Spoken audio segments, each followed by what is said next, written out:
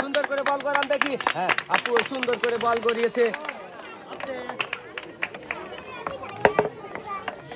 দেখা যাক প্রথম বলটা কোন রিসিভারে পড়বে। সবাই একটা জোরে তালি হবে। শাবাশ একটা।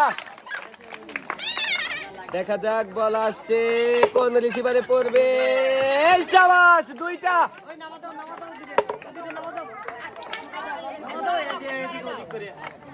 তিনটা।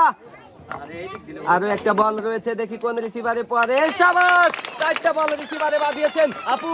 2 কেজি আটা বাদে সবগুলো পুরস্কার পেয়ে যাবেন। আপু পেয়ে যাবেন মোট 4 রকমের পুরস্কার।